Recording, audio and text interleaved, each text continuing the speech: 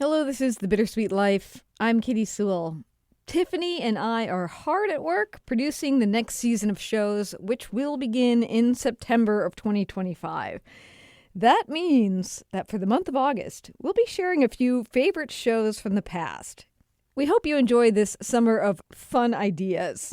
And if you are craving the greatest, the latest, brand new shows, even in August, while we're taking a brief break, you can join us over at patreon.com/The Bittersweet Life podcast.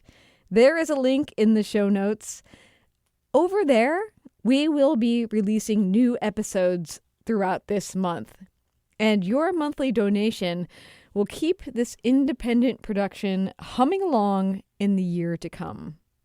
Patreon.com/The Bittersweet Life podcast. We are funded by our listeners. Without you, there's no us. Thank you so much for considering a monthly contribution, and enjoy the show, both here on the main feed and there, with all the bonus episodes you may have missed from the past.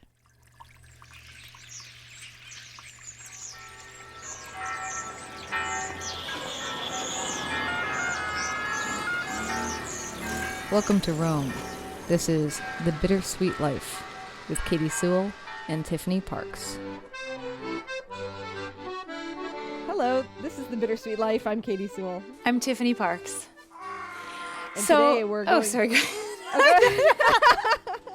No, you introduce it for a change. No, I can't. You go. Today, Tiffany's going to propose something that we're going to talk about. What do you want to talk about? Well, I was thinking, having a conversation with Claudio, my husband, a couple weeks ago, and he was showing me this photograph that had been taken of him and his karate master recently. Then he showed me the same exact photograph, or I should say the same people, him and his master, taken about 30 years earlier, roughly, when he was a little boy, in the same exact place, dressed not exactly the same, but they were both in their karate uniforms, let's say. I don't know what that thing is called, karateji or something like that. And I had this thought, first it was a great photograph, but what it made me think of was that I can't do anything like that in my life because I live in a foreign country. Anybody that I would have come across in my youth, especially in terms of like teachers, I don't see them anymore. I don't still study with them. It's not like I have the same piano teacher that I've had since I was a little girl.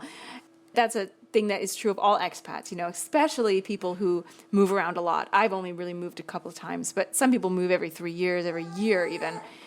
And so what is it like to not have any continuity in your life? As opposed to what is it like to have that kind of history in a place with certain people?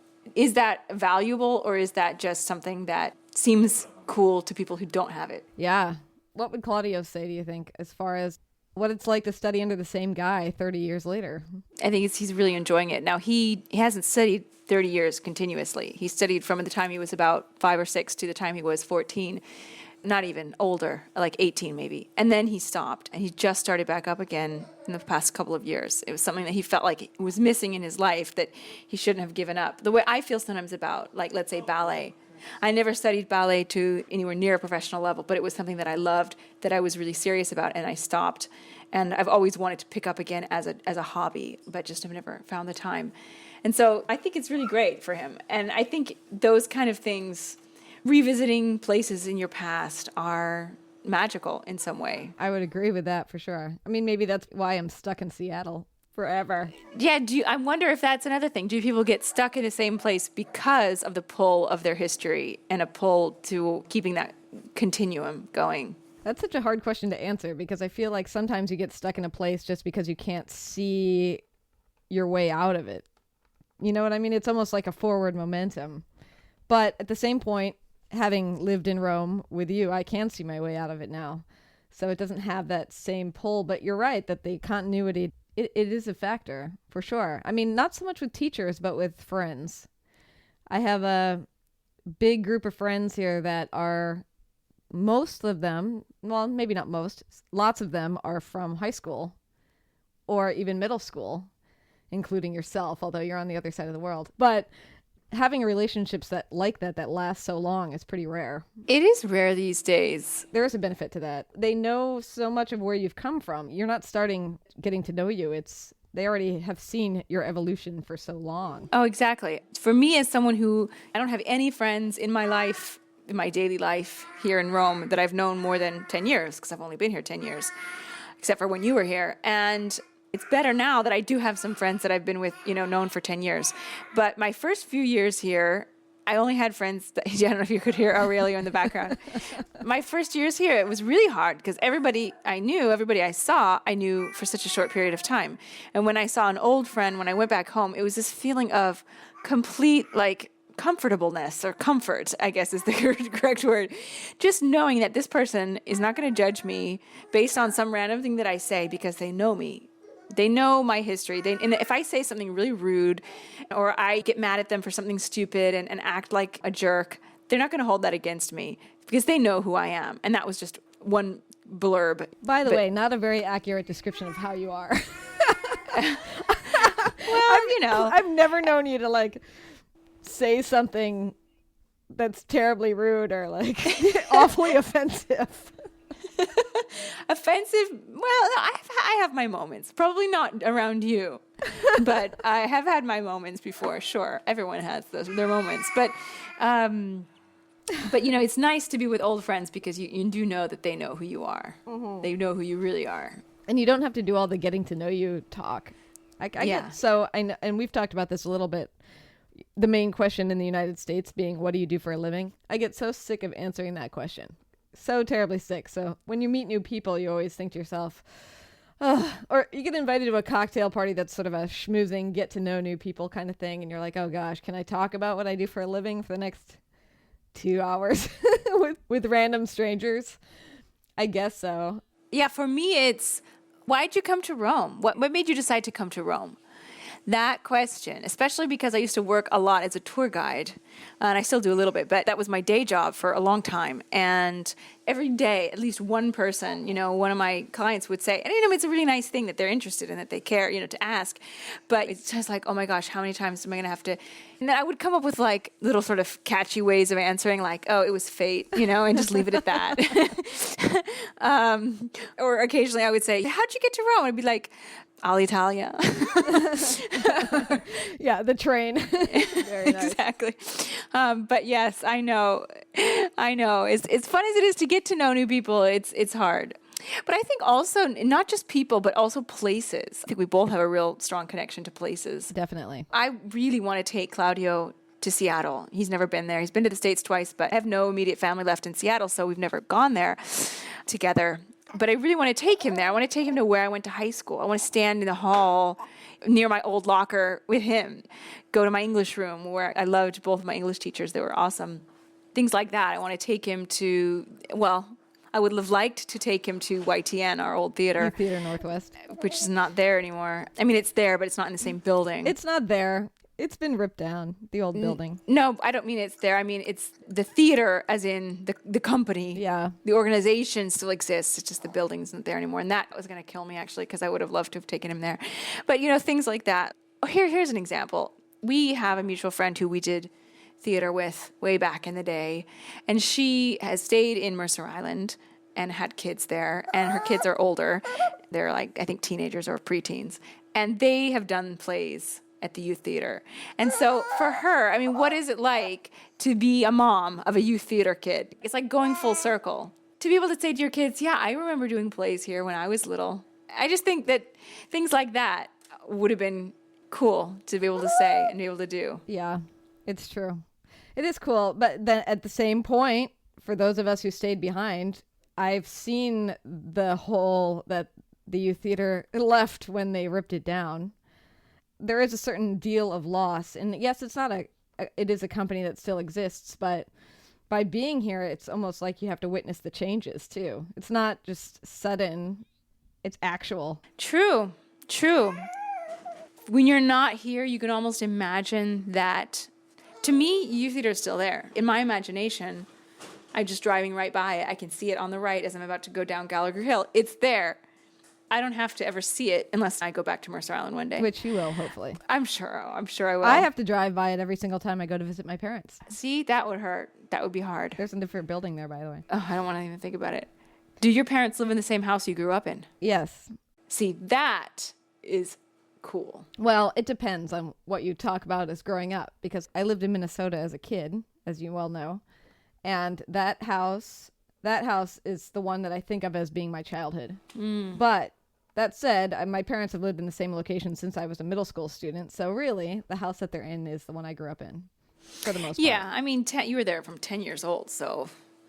Yeah. Right? Something like that. I don't remember, but yeah, you can calculate it for me. I think you were 10. I always forget how old you are at certain ages. But yes, they're still there. You forget how old you are at certain ages? Did you hear what you just said? Oh my gosh, this episode's not going to go well. No. Hey, it's early here. Actually, it's not that early. Okay, I can't use that as an excuse. Anyway, the point being, though, however, the house that I did grow up in, the one that's in Minnesota, is still there. And every now and then I drive back and sit in my car outside of it, look at it and think, look how big those trees have gotten and look how big those bushes my mother planted are. I never get to go inside it, though, because obviously there's a family there. I think about knocking on the door every single time I go, but I haven't done it. I bet you they would be happy to let you in. Probably. But what if they changed it a lot? This is the thing about sentimentality. Obviously, they would want to change it. I believe there was like wood paneling and like horrible carpet and who knows what else in that house. And you'd probably want to modernize it. But for me, I'd walk in and be like, what did you do? You ruined it. I'm going to have to deal with that if and when I go back to Seattle, because when we go to Seattle, we're going to go visit my old house on Mercer Island, which I know for a fact has been completely, basically torn down to the foundation. The foundation is the same. And then built up, but like twice as high or something. It's turned into one of those giant houses. And the lawn is probably half gone. The garden where my mother grew dahlias and roses, and where I remember hiding, you know, under this like little red plant that I don't know the name of when I was a little girl. Everything about that place, most of it is going to be changed and it's going to be different. And our next door neighbors, who have a house very similar to the house that I grew up in, they were built by the same architect sometime in the late 60s. They are still there and they're friends with my parents, and they told me if I ever want to come visit, they'll totally let us stay there. It would be great, and I want to do that, but I know it's going to kill me to do that. Why do it then? Why do it? Because I want Claudio to see where I lived, where I grew up. But it's not there. Well, the house isn't there, but the land is there. You know, we were lucky enough to live right by the lake. I want him to see that. I want to show him, you know, this is the boathouse that I dove off of, because the boathouse is still there because it was shared with the neighbors. This is a little beach mini beach. It's like 2-foot wide beach, but anyway, it's not really a beach. It's more of a sandbox, but you know, we called it a beach. Oh, here's where I found the muskrat, and here's where we used to throw rocks in the lake. And I want to share that with him. Yeah, I get that. But it won't be the same. It won't be the same, of course, but you know. I'm not trying to be a downer. No, Maybe I am. Maybe you are. I don't know. Maybe this is my jealousy of your lack of continuity or something like that. But the thing is, we've talked about it before. I'm very sentimental and nostalgic. I get attached to places, even that I never really spent very much time. I spent a month in Lucca in 1998. I think it makes me sound really old. Doing a music program. It was a magical, magical time in my life. And it was an amazing month. And I loved that town. And I went back there after I moved to Rome. So it was it was about 15 years later. And I walked down the streets. And I was like, oh, there's the apartment where I lived. And oh, this is the cafe that I used to go to. And this is the place where I used to get pizza. I only lived here for a month. Why do I feel so connected to this place? I think it's something about places that go on when you're not there, and you can step back into them as if nothing ever changed. I mean, that's the ideal, is when you do step back and nothing has changed. Whereas when you go back and a lot of things have changed, that is when it gets hard. Well, and that's part of the benefit of living in a place like Europe, where stuff is old and generally speaking stays pretty much the same. Mostly. Seattle is a super booming, massively growing city right now, and it's changing by the day. I mean, it's constantly changing. Wow. I bet I wouldn't recognize it if I went back. I haven't been back to Seattle, I think, since 2007 or 2008. Well, I'll be interested to hear what you think when you come back. Yeah. My grandmother and grandfather, my dad's parents, have both passed away, but my grandmother's house is still there, although it's been changed significantly, partly because it caught on fire after the new people bought it, and so they remodeled the whole back half, as far as I can tell. But I have very fond feelings toward that house. And so oftentimes when I can't sleep at night, I will try to walk through that house in my mind and try to picture as many of the details as I possibly can. And it not only is comforting, but it wears me out a little bit. See how far you can get through the house. And I go back to the town that they were in. There's nobody living there anymore. In the whole town? Well, no, it's not a ghost town. Sorry. Nobody I'm related to lives there anymore. But the family has a really big history there. There's a lot of Sewall history in that town. So it's one of the places that I try to at least drive through once every few years. Every single time I do it, I do the same thing I do when I go back to Minnesota. Is I stop in front of the house and I think about knocking on the door. And the last time I was there, the people were actually sitting outside.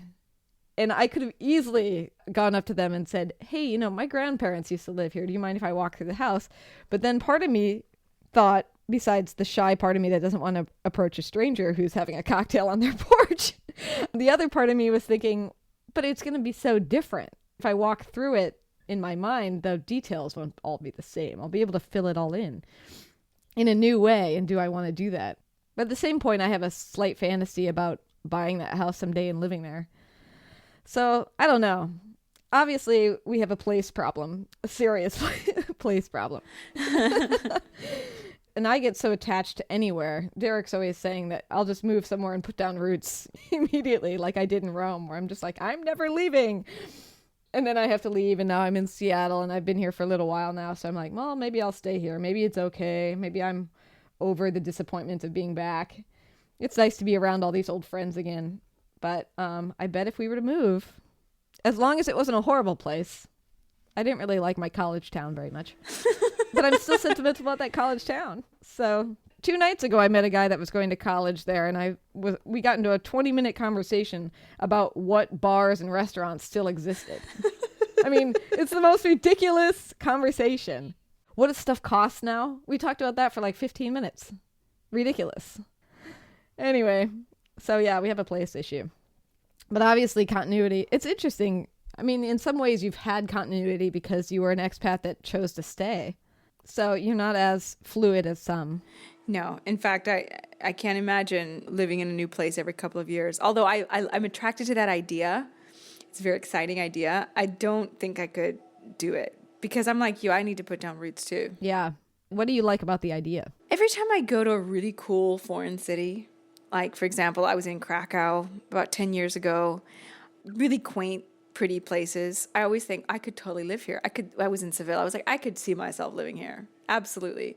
I like the idea of saying, well, I've lived, not just saying, but like having lived in multiple countries and getting to know different cities the way that you can only get to know a city when you live there. Even if you only live there a few years, you still get to know that city really well. I would love that. I would love to be able to get to know another city the way that I know Rome and the way that I know Boston. Who knows? I mean, I'm still young. It could happen. Is it a stuff thing too? You like your things? And if you were to move that much, you can't have as many things? Yeah, I was never a person with stuff issues, probably because I moved across the country to go to university. So already there, I didn't have very much stuff starting out. And then I moved to Montreal and, had to get rid of a whole bunch of stuff. Moved back to Boston, got rid of more stuff. And then when I moved here, I came with almost no stuff. I never was really attached to stuff. But I think having kind of built up from zero in Rome, 2 boxes I think I had 2 boxes shipped here and 1 suitcase, maybe 2 suitcases. Having built up to now a house that I really is very comfortable and small, but comfortable and cute in the way that I wanted, bookshelves and all my books, my hundreds of books. And yeah, I'm kind of more about the things than I was. And I thought of, oh, do I have to pack everything and I have to ship it up or I have to take a truck or should I just sell it? Or yeah, for sure. Yeah. Yeah. And you have a piano behind you as I look at you. True. Which is, talk about a commitment. A piano is like putting down roots more than any other object I can imagine. Really? Maybe. Unless you were just to abandon it in the apartment. Well, you can sell piano. People, I bought this used. I bought this from a friend of mine who moved to Berlin, actually. And she bought a new one when she got to Berlin. So it's not as permanent as you think it might be. I got a really good deal on this piano. The only time I ever owned a piano as an adult, I lived in a rented farmhouse and there was a piano out in the garage that some renter had left. and it was huge. I understand why they left it. To move this thing. Was it a grand piano? No, but it was just like one of those massive standing pianos, maybe 3 times the size of the one you have. Wow. I could have like slept on top of it. My goodness. I mean, it was a big piano. It was terribly out of tune too, but I used to go out there and bang around on it. I did have that thought when I was moving out of that farmhouse because it was an abandoned piano. I was like, I should move this piano. Right. And then I thought, no, I shouldn't. Yeah, I don't know what it runs, but I think it's about €100 right now to move a piano here. So, I mean, to move it somewhere in the same city. Yeah. So you have to know that every time you move, you're going to spend €100 on that piano. So, it has to be something that you actually really want. And the truth of the matter is I can only play 3 songs on the piano. So how many times can I play the Young and the Restless theme song and A Time for Us? Really? Are you serious? You know the Young and the Restless theme song? You can play it? My sister figured it out when we were kids and I memorized it. And what were you doing watching the Young and the Restless when you were kids? We weren't. I don't know why she learned it. We were Days of Our Lives family. Oh Please. my gosh. But I can play Christmas carols too. So Oh, see that I can't play any Christmas carols, and I want to learn to play Christmas carols just so that I can play Christmas carols at Christmas. well, I have a beginner book I could send you. That's what I need. No, don't send it to me. I'll find one. I don't want you to. It's not worth the postage probably, but I want to learn them. I have a kid now, so I have to learn how to do all these things. I have to learn how to play Christmas carols on the piano. Yeah, and you could torture him with the annual Christmas sing-along when he's a teenager. Torture? He's gonna love when it. he's a teenager. You kidding? Oh, okay. He's gonna hate it when he's a teenager, but he's gonna love it when he's 4. Yeah. He's going to be singing We Three Kings right along with you. Yep. Speaking of my little boy, I kind of have to go. I have to go put him in bed. I also have to go. My parents are coming over. All right. Well, I guess we're going to have to leave it there. We are going to have to leave it there. And until next time, I don't know if we covered anything, by the way. That continuity, people, write to us and tell us what you think. And until next time, this is The Bittersweet Life. I'm Katy Sewall. I'm Tiffany Parks. Join us again. Bye. We welcome your feedback, show topic ideas, or questions. You can always reach the show by emailing bittersweetlifepodcast@gmail.com or through thebittersweetlife.net.